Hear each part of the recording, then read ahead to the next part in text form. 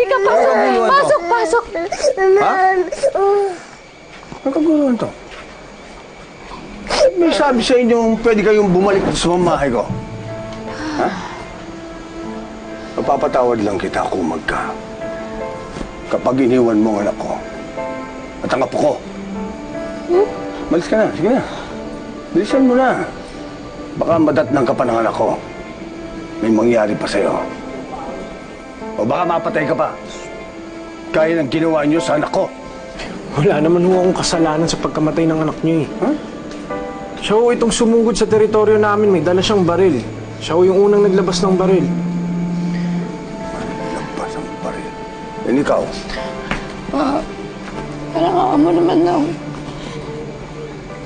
Hindi ka ba naawa sa amin ang apo mo? Wala akong pakialam. Pinatay pa rin ang kapatid mo. Naintindihan mo? Oh. Dapat nga pagpasalamat pa sa akin to. Itong kumag na to, hindi kita dinamanda. Sa pagtanan mo sa anak ko, sa kaisa-isang anak kong minor de edad. Naintindihan mo? Kaya umalis ka na, hindi kita kailangan dito. Wala kang lugar sa pamamahay ko. Pakinintay mo. Alis! Jay, naalang-alang sa'yo at sa anak natin. Sige na. Aalis na ako. Bong, wag. Para hindi na kayo mahiraba. Sige. Kung hindi sasama kami ng anak ko, huwag mo kami iiwanan. Bong, sasama kami, huwag mo kami iiwanan. Bong, ano ba mo? Huwag ka naman sa amin ng anak mo. Bert, wala na ba talaga natitirang awa sa puso mo? Ano? Sawang-sawa na ako sa pagbibigay at pagpapasensya sa'yo. Ano ka ba? Hanggang kailan ako maduduwag sa'yo? Hanggang kailan mo titikisin ang anak mo? Nagkasala pa rin sila! Bert! Nangyari na ang nangyari! Matagal na panahon na, ano ka ba naman? Kung ayaw mong patawarin si Bong, ako pinapatawad ko. Kung ayaw mong papasukin dyan sa bahay mo, ako ang aalis! Iiwanan ka namin, mag-isa ka dyan habang buhay mo! Akin na yung apo ko. Nanay, halika na. Ito na si nanay.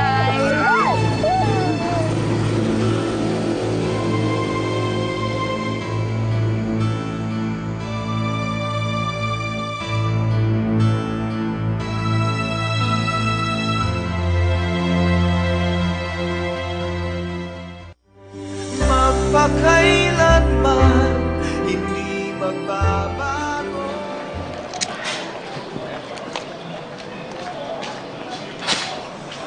Pa, wala. Ang tumal. Gipit na ata mga tao ngayon dito eh. Maria to konti na. Kung kailan wala na tayong kaagos teritoryo natin, ganyan pa.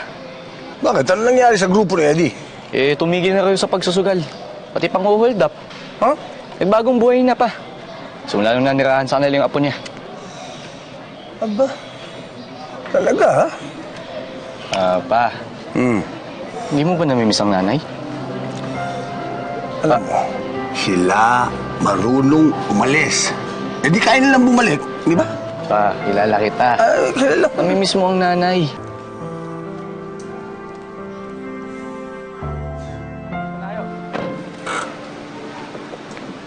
Galing Galing naman. Ako naman, ako dito. Kay nanay, kay nanay. Ako daw yung Ayaw mag-float. Ako na. Yan, plate ay. Para. Hoy, ayaw.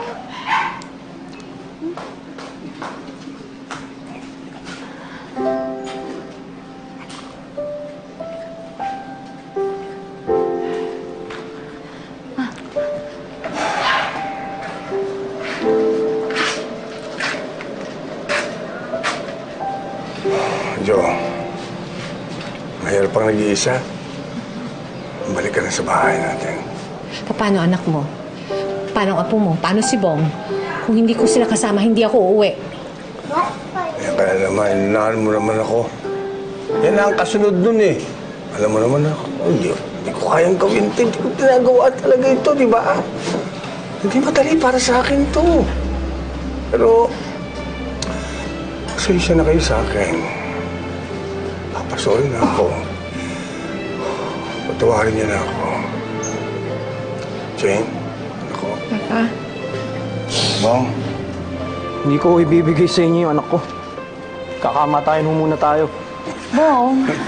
Kamatayan ulit na sinulong mo sa akin. Ikaw naman, oh. Pwede ko bang akapin muna at makagan man lang? Ha? Ha, liga? Naku, kamukha ko to, ha? Yakap, Lolo.